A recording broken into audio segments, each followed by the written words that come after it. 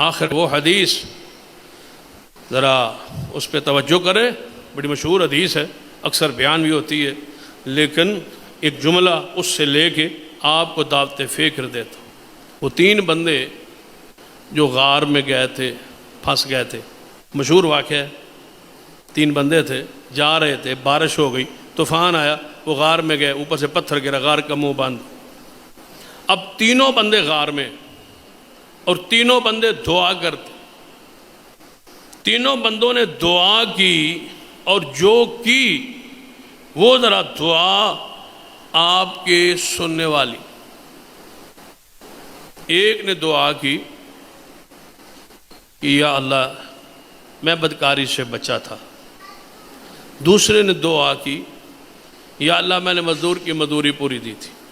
تیسرے نے دعا کی کہ یا اللہ میں والدین کے سرانے دودھ لے کے کھڑا رہا تھا، بچوں کو نہیں پلایا تھا۔ یہ 3 دعائیں ہیں آپ کے علم میں۔ اس سے جو بات میں آپ کے سامنے رکھنا چاہتا ہوں، 3 کی دعا میں ایک جملہ مشترکہ ہے۔ 3 کی دعا میں ایک جملہ ایسا ہے جو 3 نے کہا۔ ایک نے دعا کی، اس نے بھی آخر پہ وہی بات کہی۔ دوسرے نے دعا کی، اس نے بھی وہی بات کی۔ تیسرے نے دعا کی، اس نے بھی بات وہی کی۔ اللہم ان کنت تعلم، اے اللہ تو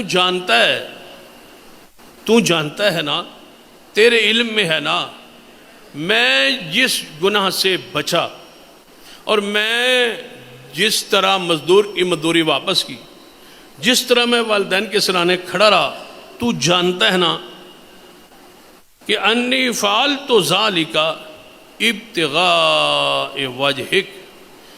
اگر یہ میں نے، 3 کہہ رہے ہیں، اگر ہم نے یہ اعمال تیرے لیے کیے ہیں تو دعا قبول کر، اور اگر تیرے لیے نہیں کیے تو پھر ہماری دعا نہیں ہے۔ دعا یہ ہے کہ اس غار کا منہ کھول دے، یہ ہمارے عمل ہیں، اگر تیرے لیے کیے اور تجھے قبول ہیں، اور تو دل کی حالت کو جانتا ہے، اگر تیرے لیے کیے تو مصیبت دور کر دے۔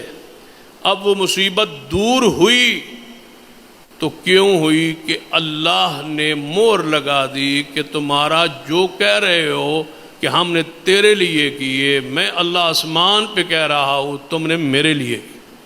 یہ ہے اصل، یہ ہے وہ بنیاد کہ اللہ مانے اور اللہ کہے میرے لیے ہوئے۔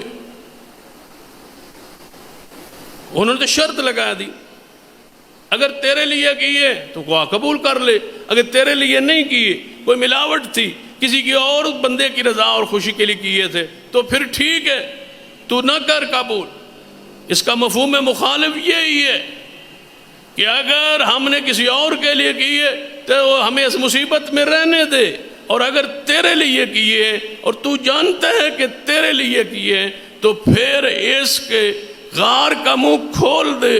اللہ نے کھول کے بتلا دیا کہ تم 3 بندے جو عام انسانوں اور سفر کر رہے ہو، میں اللہ آسمان پہ گواہی دیتا ہوں کہ تم 3 کے وہ ایک عمل میرے لیے تھا۔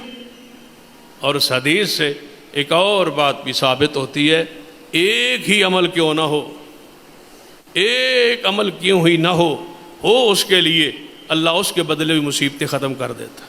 ایک ہی عمل کیوں نہ ہو، ایک رات کا عمل ہی کیوں نہ ہو، ایک عمل ہی کیوں نہ ہو اس کے لیے اللہ اس کے بدلے قبول کر کے جنت کا داخلہ عطا فرما دیتا ہے۔ کوئی ایسا عمل تو لائیے جس میں صرف اس کی رضا ہو، تو اللہ تعالیٰ عمل کو قبول کر لے گا۔ اگر ماہ رمضان آپ نے گزارا ہے تو آپ ان نیکیوں کو سنبھالیے، حفاظت کیجیے، اپنے ایمان کی، اپنے اقوال کی، اور اپنے کردار کی، اور اپنے ان اعمال پر تسلسل اور دوام کی، تاکہ ہماری یہ نیکیاں